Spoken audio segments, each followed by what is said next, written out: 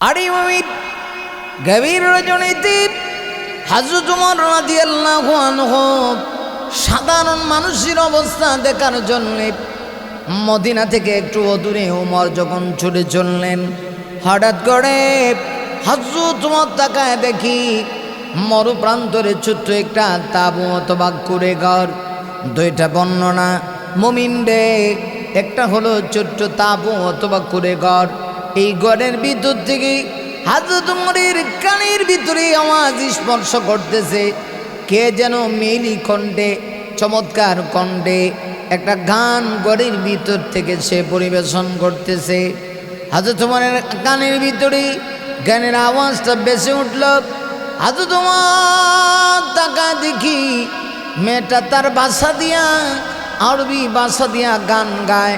গানের অর্থটা হলোই, ও আমার প্রাণের বধুয়া, কতদিন হইল তুমি গেলা আর আসলা না, অথচ আমার যৌবন টলমল করে তোমার অপেক্ষায় প্রহর গুনছি, কিন্তু আজও তোমার সাথে আমার দেখা হইল না। নারী মুমিন হযরত ওমর যে মুহূর্তে এই আওয়াজটা শুনেছি, ওমর রাদিয়াল্লাহু আনহু আর নিজেকে কন্ট্রোল করতে পারলেন না। ওমর আশ্চর্য হয়ে গেলেন, ওমর স্তব্ধ হয়ে গেলেন। ওমর চিন্তা করে, এই রাষ্ট্র চলে আল্লাহর কোরআন দিয়া, অথচ এই রাষ্ট্রের ভিতরে এমন জঘন্যতম অপরাধ হচ্ছে। এই রাষ্ট্রের খলিফা হলো হযরত ওমর, নবী সাহাবী হযরত ওমর এই রাষ্ট্র পরিচালনা করে। এই রাষ্ট্রের রচয়িতা হলো আল্লাহর বন্ধু বিশ্বনবী রাহমাতুল লিল আলামিন। আবার এই রাষ্ট্রের ভিতরে একটা মেয়ে তো গভীর রজনীতে, কাকে নিয়ে গভীর রজনীতে বসে বসে গান গায়। ওমর রাদিয়াল্লাহু আনহু আর নিজেকে কন্ট্রোল করতে পারলেন না, দৌড়ায় ওই তাঁবুর কাছে গেলেন। তাঁবুর ভিতরে হযরত ওমর ঢুকে গেলেন। আরেকটা বর্ণনা হলো, গড় ছোট্ট করে ঘর, ওই কুড়ির পিছন দিক দিয়া গড়ের অংশ ভেঙ্গি একটা অংশ হযরত ওমর ফেরে ওমর রাদিয়াল্লাহু আনহু ছোট্ট করে ঘরের ভিতরে ঢুকে গেলেন। করে ঘরের ভিতরে ঢুকে দেখি একটা সুন্দরী সুদর্শনী রূপসী রূপবতী মায়াবতী একটা মেয়ে সেজে গুজে কাপড় অর্নামেন্ট জুয়েলারি তার চেহারার ভিতরে লাগানো আছে। সব কিছু ব্যবহার করে মেয়েটা বসে বসে গান গায়। হযরত ওমর ডাক দিয়া কয়, কিরি কার জন্য গান গাও? কার এত বড় সাহস, এত বড় স্পর্ধা? আমার হযরত ওমর যে রাষ্ট্রের খলিফা, এই রাষ্ট্রের ভিতরে এত বড় দুঃসাহস তোমার কেমনে হইল? যুবতী, কার উদ্দেশ্য করে গান গাচ্ছ? সে কোথায়? আমার সামনে নিয়ে আসো, আমি একটা নজর তাকে দেখতে চাই। তুমি কি জানো না গান গাওয়া হারাম, আল্লাহর কোরআনের বিধানে নাই? মেয়েটা এবার ডাক দেয়া কয়, যুবক, আরে যুবক, তুমি কেন? যুবক চিনি না, তবে শোনো যুবক, আমি তো কোরআনের একটা বিধান লঙ্ঘন করেছি, আর তুমি চারটা কোরআনের বিধান লঙ্ঘন করেছ। এই চারটা বিধান লঙ্ঘন করার কারণে ওমরের দরবারে যদি আমি তোমাকে নিয়ে যাই, তোমার কি পরিমাণ শাস্তি হতে পারে তুমি তো এটা ভালোই করে বোঝো। কারণ এই দেশের রাষ্ট্রের যিনি রাষ্ট্রনায়ক তিনি আর কেউ না, তিনি হলো আল্লাহর নবীর খলিফা হযরত ওমর, যার ইশারায় তাম পৃথিবীর অর্ধেকটা পৃথিবী পরিচালিত হয়। মুমিনে খেয়াল করো, হযরত ওমর আশ্চর্য হয়, আমার পরিচয় দেয় না।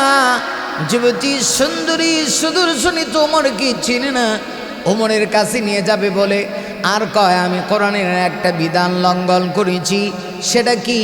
মেয়েটা ডাক দিয়ে বলতেছে, আমি আল্লাহর কোরআনের পবিত্র কোরআন শরীফের সূরা লোকমানের 6 নম্বর আয়াত, যে আয়াতে আমার আল্লাহ রাব্বুল আলামিন বলেন, ওয়া মিনান নাসি মান ইয়াশতারি লাগওয়াল হাদিথি লিয়ুদিল্লা আন সাবিলিল্লাহ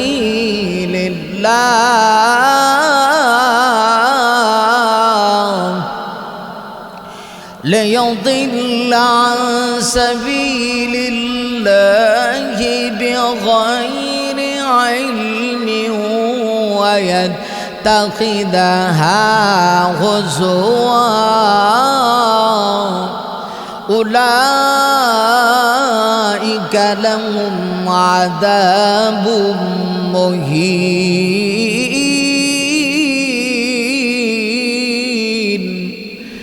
আরে মুমিন মেয়েটা ডাক দিয়ে বলি যুবক রে আমি তো আল্লাহর কোরআনের সূরা লোকমানের 6 নম্বর আয়াতের একটি বিধান লঙ্ঘন করেছি যে আয়াতের ভিতরে আমার আল্লাহ গান বাজনাকে হারাম করে দিয়েছে আল্লাহ রাব্বুল আলামিন বলেন মানুষের ভিতর থেকে মিনান নাসি মাইয়াশতারি লাহওয়াল হাদিস এমন কিছু মানুষ আছে যারা গান বাজনার আয়োজন করে লাওয়াল হাদিসের 3 ব্যাখ্যা হাদিসের 3টা ব্যাখ্যা মুফাসসিরিন কেরামগণ লিখেছে আরে ওই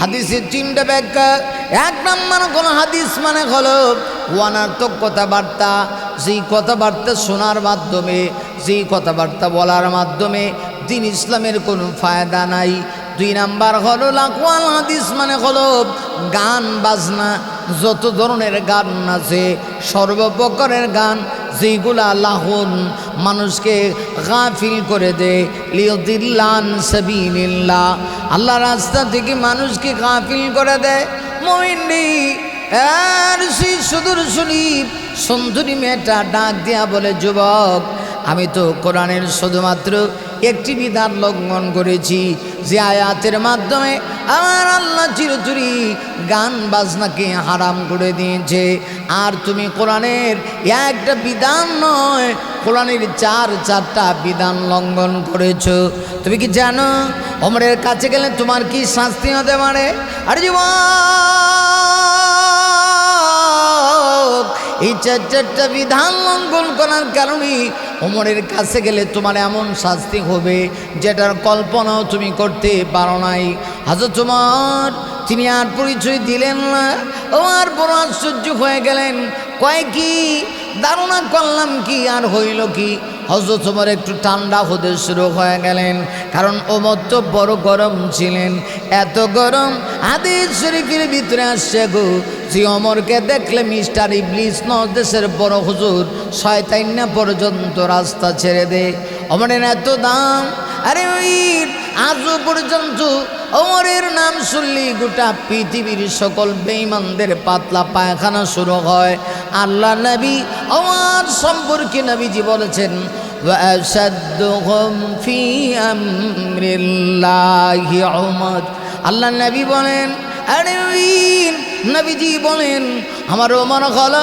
বাতিলের জন্য বড় কঠোর আমার ওমর হলো বাতিলের জন্য বড় শক্তিশালী হযরত ওমর বাতিলের সঙ্গে আপোষ করে না ওমরকে দেখলে তরতর করে বাতিলকে বেউড়ে সেই ওমর মোমের মতো নরম হয়ে গেলেন আমার পরিচয় না দিয়া ডাক দিয়া কয় বন্ডে বলো না কোন 4টে বিধান আমি লঙ্ঘন করেছি হযরত ওমর আশ্চর্য হয়ে গেলেন এবার মেয়েটা ডাক দিয়ে বলে 1 নম্বর হলো আল্লাহর কোরআনের বিধান মেয়েটা কোরআনের আয়াত তেলাওয়াত করে জবাব দিয়ে বোঝায় দিচ্ছে ওয়ালাইসাল বিররু বিআন তা'তুল বুয়ুতা মিন যুহুরিহা ওয়ালাকিন্নাল বিররা মান ইত্তাকা ওয়াতুল বুয়ুতা মিন আবওয়াবিহা واتقوا الله لعلكم تفلحون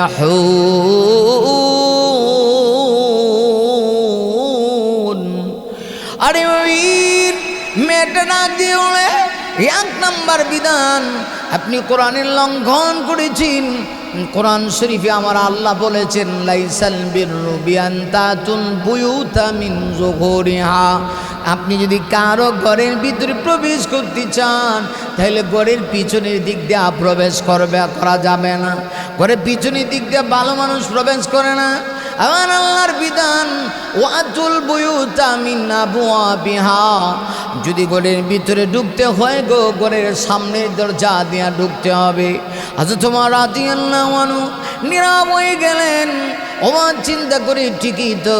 তারপরে মেয়েটা আল্লাহর কোরআনের আয়াত তেলাওয়াত করে শোনাইয়া দেয়, ওয়াত্তাকুল্লাহা লাআল্লাকুম তুফলিহুন। আরে যুবক, আমার আল্লাহ কয় আল্লাহকে ভয় করো, যদি সত্যিকার ভয় করতে পারো গো, আল্লাহ বলেন তবেই তুমি সফল কাম। মেয়েটা ডাক দিয়ে কয়, যুবক, আরে যুবক, আমি তো একটা আইন লঙ্ঘন করেছি কোরআনের, তুমি 4টা আইন লঙ্ঘন করেছো। 1 নাম্বার হলো আমার ঘরের ভিতরে ঢুকেছো, সামনের দরজা দেয়া নয়, সামনের দিকে নয়, পিছনের দিক দিয়ে তুমি প্রবেশ করেছো। 2 নাম্বার, মেয়েটা এবার আল্লাহর কোরআনের আয়াত দিয়ে দলিল দে, ডাক দিয়ে বলতেছে 2 নাম্বার বিধান তুমি লঙ্ঘন করেছো। সেটা কি? ডেকে ডেকে বলতেছে, ডেকে ডেকে বলতেছে, আমার আল্লাহ পবিত্র কোরআনের ভিতরে বলেছেন, ইয়া আইয়ুহাল্লাযীনা আমানু লা তাদখুলু বুয়ুতান গায়রা বুয়ুতিকুম হাত্তা তাস্তানিসু ওয়া তুসাল্লিমু আলা আহলিহা যালিকুম খায়রুল লাকুম লাআল্লাকুম তাযাক্কারুন। আরে যুবক, আমার আল্লাহ পবিত্র কোরআন শরীফে বলেছেন, হে ইমানদারেরা, ইয়া আইয়ুহাল্লাযীনা আমানু, আরে মুমিন, লা তাদখুলু বুয়ুতান গায়রা বুয়ুতিকুম হাত্তা তাস্তানিসু ওয়া তুসাল্লিমু আলা আহলিহা। বেটা ডাক দিয়া কয়, যুবক রে, আমার আল্লাহর বিধান হলো কারো করি ততক্ষণ পর্যন্ত আল্লাহ বলেন মুমিন প্রবেশ করবা না যতক্ষণ না অনুমতি না পাও। ঘরের বাহিরে দাঁড়ায় আগে অনুমতি নিবা। আরে যুবক, গভীর রজনীতে আর ঘরের ভিতরে তুমি ঢুকেছ, ঘরের পিছনের দিক দিয়া অথবা বর্ণনা এসেছে তুমি তাঁবুর উপরে গিয়া উপরের দিক থেকে আমার ঘরে আমার তাঁবুর ভিতরে ঢুকলা। এত বড় সাহস তুমি কেন করলা? তুমি কোরআনের 2 নাম্বার বিধান তুমি লঙ্ঘন করেছো। ঠিক আছে, বুঝলাম। হযরত তোমার আরো নরম হয়ে গেল। এবার হযরত তোমার ডাক দিয়া কয়, বোন রে, বলো না বোন, আমি কোরআনের 3 নাম্বার বিধান কি লঙ্ঘন করেছি? মেয়েটা এবার পবিত্র কোরআন শরীফের সূরা নূরের একটা আয়াত দিয়া দলিল দেয়। আল্লাহ রাব্বুল আলামিন সূরা নূরের ভিতরে চমৎকার করে বলে দিয়েছেন, ফাইদা দাখালতুম বুয়ুতান ফাসাল্লিমু আলা আনফুসিকুম ফাসাল্লিমু আলা আনফুসিকুম তাহিয়াতাম মিন ইনদিল্লাহ তাহিয়াতাম মিন ইনদিল্লাহি মুবারাকাতান তাইয়্যিবাহ কাযালিকা ইউবাইয়িনুল্লাহু লাকুমুল আয়াতি লাআল্লাকুম তাকিলুন।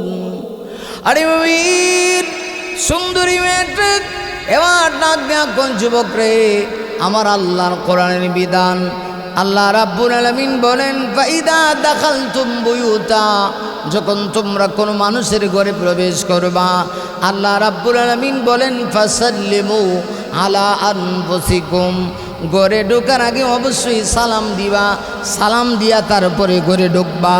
ইসলামের বিধান কত সুন্দর, কত সুন্দর ইসলামের বিধান। একজন মানুষের ঘরে ডাইরেক্ট ঢুকা যাবে না, বাহিরে দাঁড়ায় আগে অনুমতি নিতে হবে। একজন মানুষের রুমে ডাইরেক্ট ঢুকা যাবে না, বাহিরে দাঁড়ায় আগে সালাম দিতে হবে। তুমি 3 নাম্বারের বিধানটা লঙ্ঘন করেছো। 4 নাম্বার বিধান হলো, মেয়েটা কোরআনের আয়াত দেয়া জবাব দিচ্ছে, বলবো 4 নাম্বার।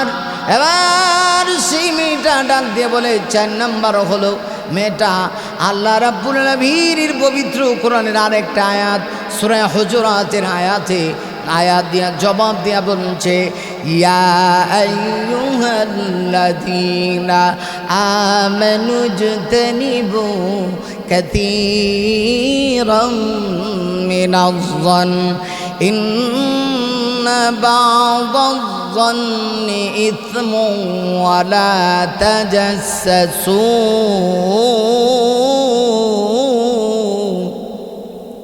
আরে মুমিন মেয়েটা আবার ডাক দিয়া বলে 4 নম্বর বিধান তুমি লঙ্ঘন করেছো।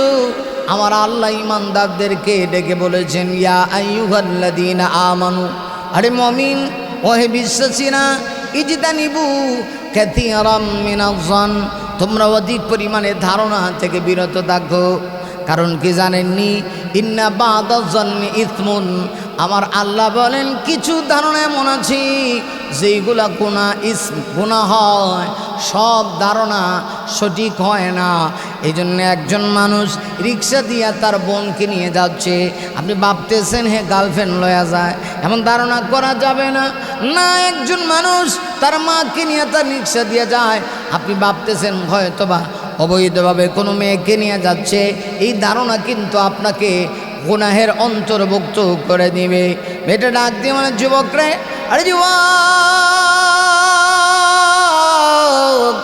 তুমি তো 4টা বিধান লঙ্ঘন করেছো, আমি একটা বিধান লঙ্ঘন করেছি। যুবক রে, এবার তাহলে আসল কথা শোনো।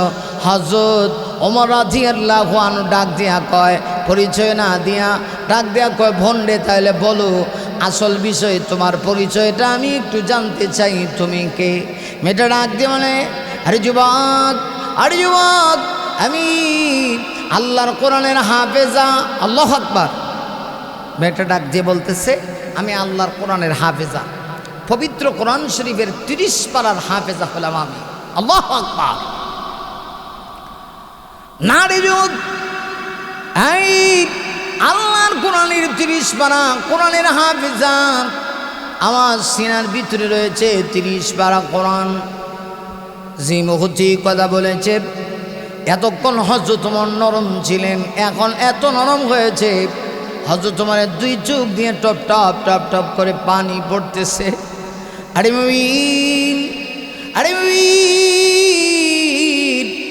হযরত ওমর ডাক দিয়া কয়, তাইলে বুঝছি জন্যই তুমি কোরআন দিয়া দলিল দিচ্ছ রে বোন, তুমি 30 পারা কোরআনের হাফেজা। আরও কি পরিচয় আছে? মেয়েটা ডাক দিয়া বলে, শোনো, আমি যে গান গাচ্ছিলাম মূলত আমার ঘরে কেউ ছিল না, আমি আমার স্বামীকে উদ্দেশ্য করে গান গাচ্ছিলাম। আমার স্বামী হলো আল্লাহ নবী, বিশ্ব নবীর সাহাবী, স্বামীর নাম হলো সাদ বিন আব্দুল্লাহ, অথবা আরেকটি বর্ণ আছে আব্দুল্লাহ বিন সাদ।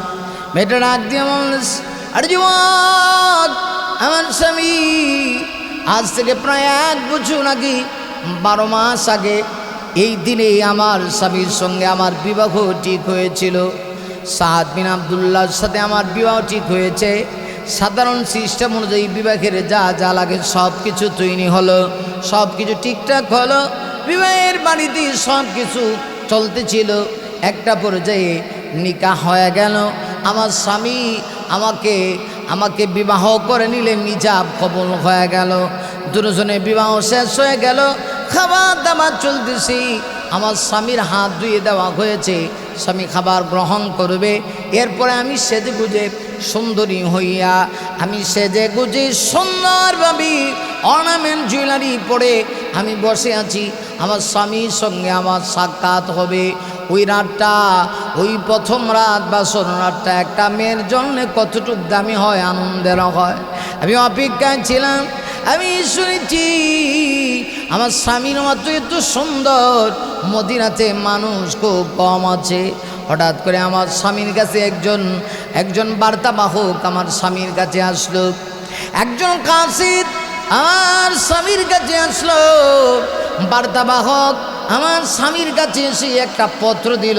ওই পত্রের ভিতরে লেখা ছিল, আমার স্বামীকে মুসলিম জাহানের খলিফা হযরত ওমর রাদিয়াল্লাহু আনহু আমার স্বামীকে যুদ্ধের ময়দানে সেনাপতি বানায়া রোম এবং পারস্যের বিরুদ্ধে যুদ্ধ করার জন্য পাঠানোর নির্দেশ দিয়েছে। আরে মেয়েটা ডাক দিয়ে বলে, আরে যুবক, ঠিক সেই সময় আমার স্বামী দিকের ভিতরে ছিল বরের পোশাক, জামাইয়ের পোশাক। পাশেই ছিল যুদ্ধের পোশাক, বরের পোশাক খুলে যুদ্ধের পোশাক আমার স্বামী পড়তে শুরু করে দিল। আমার স্বামী আর খায় নাই। আমার স্বামী এলাকার সব মানুষ সহ, পরিবার সহ, আমার আত্মীয় স্বজন সহ সবার সামনে ঘটনা যখন খুলে বলল, সবাই ডেকে বলে ঠিক আছে বুঝলাম, মুসলিম জাহানের খলিফার পক্ষ থেকে বার্তাবাহক এসেছে, নির্দেশ হলো তুমি যুদ্ধের ময়দানে সেনাপতি হয়ে যাবা। ভালো কথা, সে তো আর আল্লাহ নয়, তার কথাই যে এক্ষুনি পালন করতে হবে। যেহেতু বিবাহ করেছ, অন্তত কিছুদিন স্ত্রীর কাছে থাকো, তারপরে না হয়ে যাবা। পত্রের জবাবই মুসলিম জাহানের খলিফা ওমরকে জানায় দাও আমি নতুন বিবাহিত, আমার স্ত্রীকে সময় দিয়ে তারপরে আমি আসবো। নারী মুমিন না, ওই যুবক, ওই সুন্দরী মেয়ের স্বামী যে সাদ বিন আব্দুল্লাহ ডাক দিয়ে বলে, না না, হযরত ওমরের কথা আমি অমান্য করতে পারি না, কারণ আল্লাহর কথা, নবীর কথা যেভাবে পালন করা আমার জন্যে ফরজ। ঠিক তদ্রূপভাবে রাষ্ট্রের নেতৃত্বশালী ব্যক্তি যারা আছে, যারা আল্লাহর কোরআন দিয়া, নবীর সুন্নাহ দিয়া রাষ্ট্র চালায়, এমন নেতাদের বিধান পালন করাও ফরজ। আরে মুমিন, সাদ বিন আব্দুল্লাহকে অনেকেই বুঝাইলো, কিন্তু কোনো কাজ হইল না। তিনিও কোরআনের আয়াত দিয়া জবাব দিলেন, ইয়া আইয়ুহাল্লাযীনা আমানু আতিউল্লাহা ওয়া আতিউর রাসূলা ওয়া উলিল আমরি মিনকুম। আল্লাহু আকবার।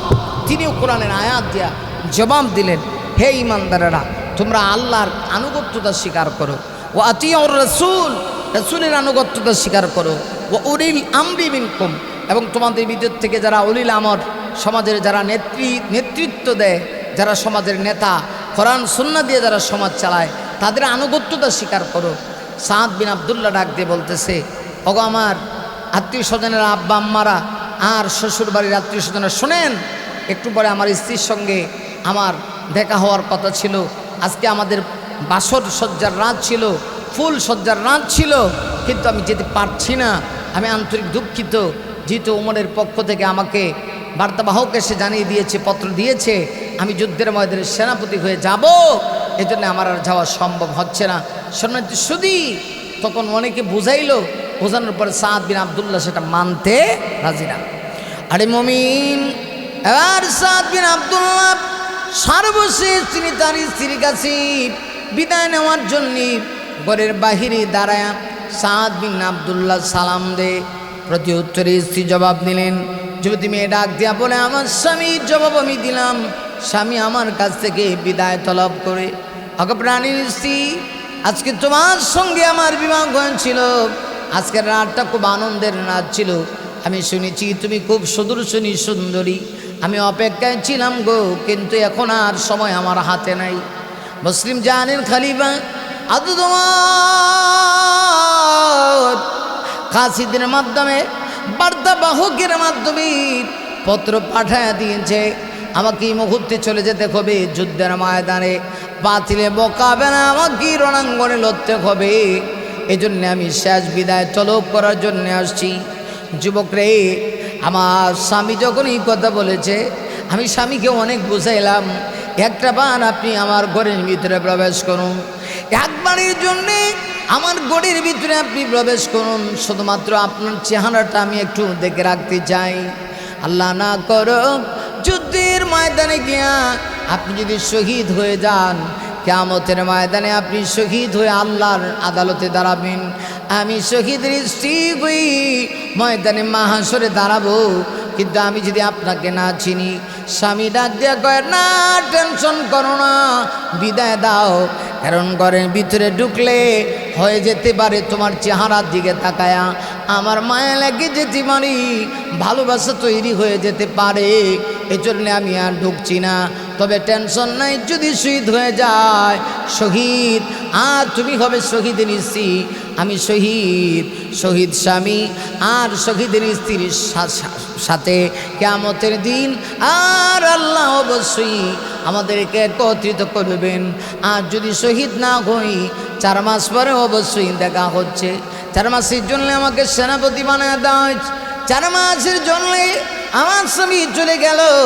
আরে উমির, এবার যুবতী মেয়েটা ডাক দিয়া বলতেছে 4 মাস পরে আবার আমি সুন্দর করে অর্নামেন্ট জুয়েলারি ব্যবহার করে চেহারার ভিতরে সুন্দর করে সব কিছু লাগাইলাম, স্বর্ণের গয়না টয়না সব কিছু লাগায়া সেজে গুজে বসে বসে রইলাম। আবার দেখি আমার কাছে একটা কাসিদ আসলো, বার্তাবাহ এসে আমার কাছে একটা পত্র দিল। পত্রের ভিতরে লেখা, তোমার স্বামীকে আরও 4 মাসের জন্যে, আবারও 4 মাসের জন্য যুদ্ধের সেনাপতি বানায়া মুসলিম জাহানের খলিফা ওমর পাঠায় দিয়েছে। 4 মাস চলে গেল। 8 মাস পরে আবার আমি এভাবে সেজে গুজে বসে আসছিলাম না। 8 মাস যাওয়ার পরেই গো আবার আমার কাছে পত্র আসলো, আমার স্বামীকে 4 মাসের জন্য পুনরায় সেনাপতি বানায় পাঠাইয়া দেওয়া হয়েছে। এইভাবে পালাক্রমে 3-4 মাসে 12 মাস হইল। 12 মাস আজকে অতিবাহিত হয়ে যাচ্ছি, অপেক্ষায় আছি আগামীকাল আমার স্বামী আসবে। স্বামীর অপেক্ষার প্রহর গুনতেছি। তাই তো স্বামীকে আমি হারায়া আমি স্বামীর বিরহ বেদনায় বসে বসে বসে বসে গান গাইতেছি। হযরত তোমার চোখের পানি ছেড়ে দেয়। আমার কই চিন্তা করলাম কি হইল কি, হযরত তোমার তখন ডাক দেয়া কয়, বন্ডে টেনশন নাই, আগামীকাল ওমরের দরবারে তোমাকে যেতে হবে না, ওমরই তোমার কাছে আসবে, তোমার বিচার অবশ্যই হবে। আমার বড় দোষী, কারণ ওমরের ভুল হয়েছে, ওমর কি টের পায় নাই? এরকম একজন নববধূ সেজে একজন মেয়ে তার স্বামীর জন্যে 12টি মাস অপেক্ষা করতেছিল। হযরত তোমার দৌড়ে গেলেন। আরে ওই গভীর রজনীতে হযরত তোমার তাহাজ্জুদের নামাজ পড়ি সেজদায় পড়ে কান্না শুরু করলেন আর ডেকে ডেকে বলে, আপ্রভু আপ্রভু, আমি অপরাধী, কত বড় অপরাধ অন্যায় আমি করেছি গো আল্লাহ, তুমি যদি ক্ষমা না করো কে আমাকে ক্ষমা করবে? আমি একটা মেয়ের জীবন থেকে 12টা মাস নতুন বিবাহ হওয়ার পরে অতিক্রম করে ফেললাম। মেয়েটা তার স্বামীর জন্যে অপেক্ষা করে করে স্বামীর জন্যে বিরহের গান গায়। আল্লাহ নবী সাহাবী হযরত ওমর সেজদায় পড়ে কান্না করে সকালবেলা হযরত ওমর হাফসার কাছে গেলেন। তার মেয়ে, যে মেয়েটাকে ওমর আমার আপনার নবীর সঙ্গে বিবাহ দিয়েছে, হাফসার কাছে ডাক দিয়া কয়, হাফসারে বলো তো দেখি, একজন মেয়ে তার স্বামী যারা কতদিন সর্বোচ্চ থাকতে পারে? হাফসা ডাক দিয়া বলে, সর্বোচ্চ 4 মাস। হযরত ওমর বুঝতে পারলেন 4 মাস পরে একটা মেয়ে তার স্বামীকে রেখে এভাবে থাকতে পারে না। কত প্রবাসী যুবক আছি, প্রবাস জীবনে চলে গেল, স্ত্রীকে রেখে যায় আর স্ত্রী স্বামীর জন্য অপেক্ষার প্রহর গুনে। হায় হায় রে, প্রবাসী যুবকদের না কত কষ্ট। আরে যুবককে একটু খেয়াল করো। এবার হযরত ওমর দৌড়ে গেলেন ওই যে সৈনিকদের কাছে গিয়া সেনাপতি সাদ বিন আব্দুল্লাহকে বের করলেন। বের করে তাকে ছুটি দিলেন, বললেন যাও স্ত্রীকে সময় দাও, প্রয়োজনে আরও 15 দিন বেশি সময় কাটাবা, এরপরেও যদি তোমার স্ত্রী খুশি না হয় আরও বেশি দিন ছুটি কাটায়া তারপরে তুমি ফিরে আসবা।